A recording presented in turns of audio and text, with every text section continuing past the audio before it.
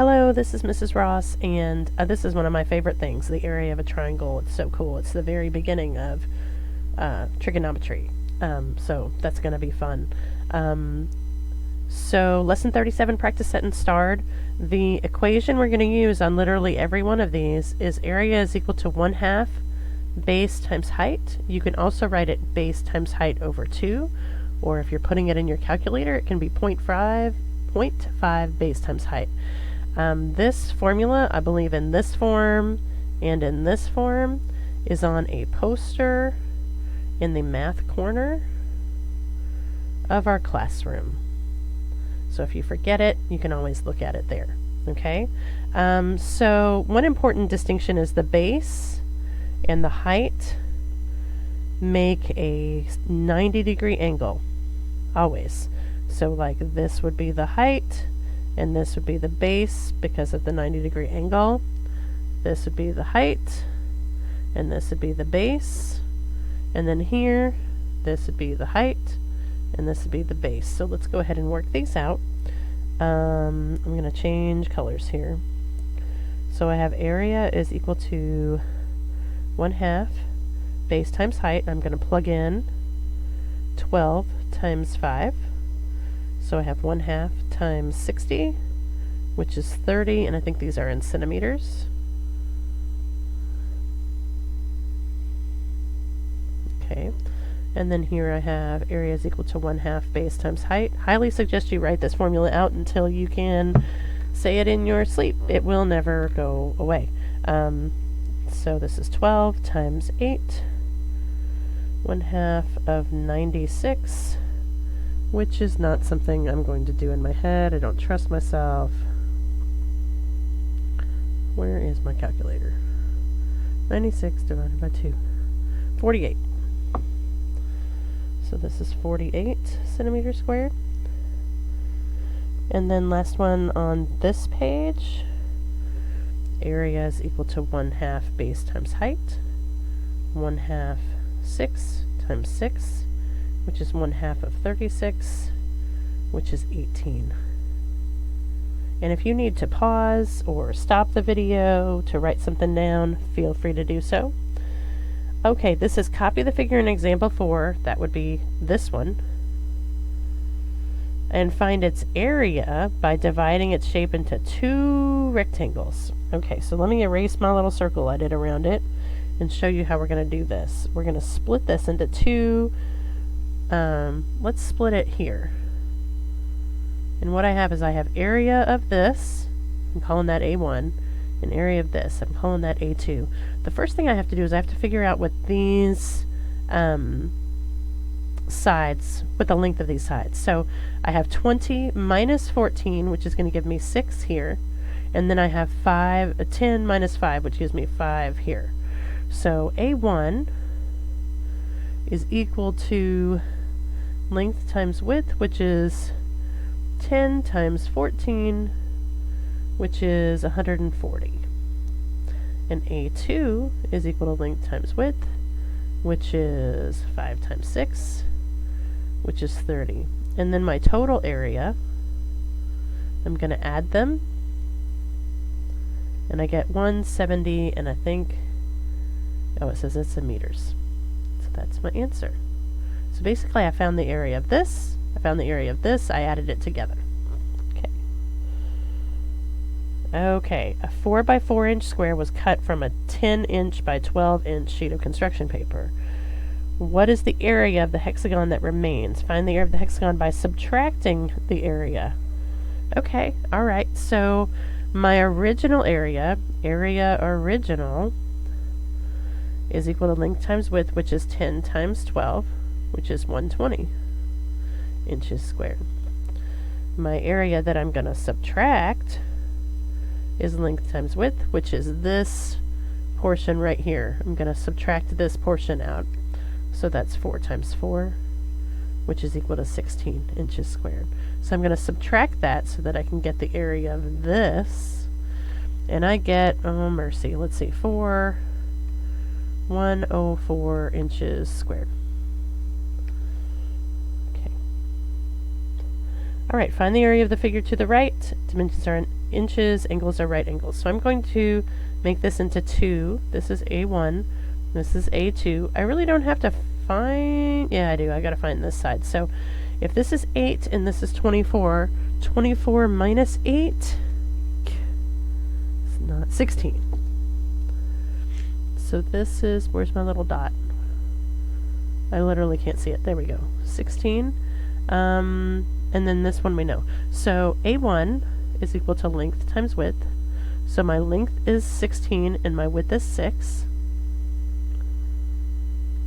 which is 16 times 6, 96 inches squared. And then A2, length times width, which is 8 times 20, which is 160 inches squared. And then my total, I'm going to have to add them,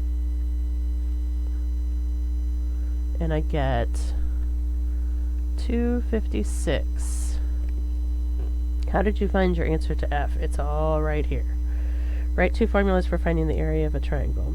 1/2 base times height over 2, 0.5 times base times height. There's 3 formulas. You got a bonus. Alright, starred problems. The baseball team played 2/3 of its scheduled games and the rest were canceled due to rain. What is the team's games played to games canceled? So I kind of like a visual of this.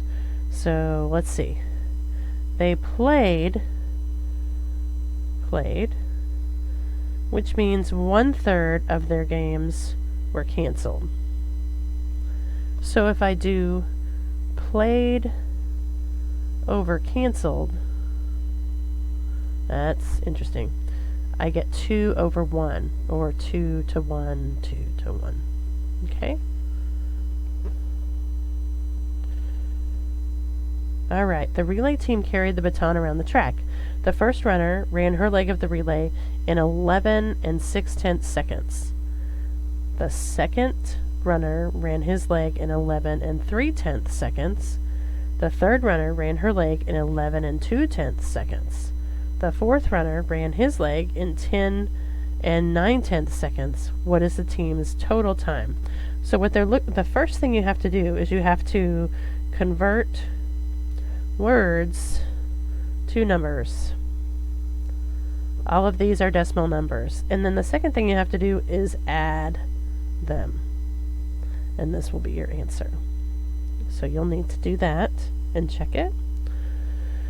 What is the perimeter of the hexagon? 2 ways to find area. So if this is 9 and this is 6, that means this is 15. And if this is 3 and this is 7, that means this is 4. So my perimeter is going to be, if I start at the 15 and go that direction, 15 plus 3 plus 6 plus 4 plus 9 plus 7 equals your perimeter. What are 2 ways to find the areas of this hexagon? There are 2 ways to find the area. So what I would do, you could do this and have A1, A2, or you could do, I guess you could do this and make like all of this A1 and this be A2. I don't want to find the area using both methods. I would like to not do that, but I'll let you do that. Let me do it for you.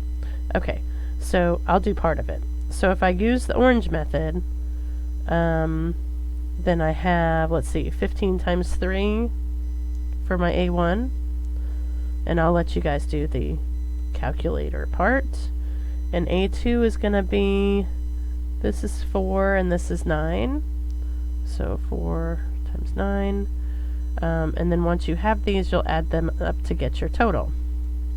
And what would be interesting would be to see if we get the same thing for our blue areas. So A1 in blue is this whole thing, right? So that's going to be 9 by 7. Length times width is 9 times 7, which is something. And then A2 is this little guy over here, 6 times 3. Okay, and then you're going to add those up and get a total. So it'll be interesting to see what you get there. Round this to 2 decimals and then to the nearest hundred. So let's round to 2 decimals. This is what we're rounding to, because this is 1 decimal and 2 decimals, and we're looking at this. That means this isn't going to change. So the answer to this, all of this is the same, and then it just stops there. Okay? And then I'm going to use a different color for the 100. So it says round to the nearest 100. So this is the nearest 100, which means I'm looking at this. Since this is greater than 5, I'm going to bump that up, and this would be that. Oh boy, area of a triangle. Love it. So my perimeter is going to be, 18 plus 15 plus 15. That's my perimeter. You guys can do that. Area of a triangle is 1/2 base times height. So I know base and height make a 90-degree angle. So 18 is going to be my base, and 12 is going to be my height. You can plug that in here. 18 times 12, and I'll let you figure that out. I think you can do 16. Let me change colors because I'm having trouble seeing the dot. The face of the spinner is divided into thirds. The spinner is spun twice. One possible outcome is A, then A, which is AA. What's the sample space for this experiment? So we could do A, B, A, C. B, A, B, B, B, C. C, A, C, B, C, C. This is our sample space. It's A. Use the sample space to find the probability of spinning an A at least once in 2 spins. Okay, so let me use a different color for that so I can kind of circle the ones. So all of these work for me, and then these 2. So it's 1, 2, 3, 4, 5 out of 9. And that's going to be my answer. Let's see, you guys can do this. This one, since the variable's in the bottom, you're going to divide 3 into that. Okay? You can do that.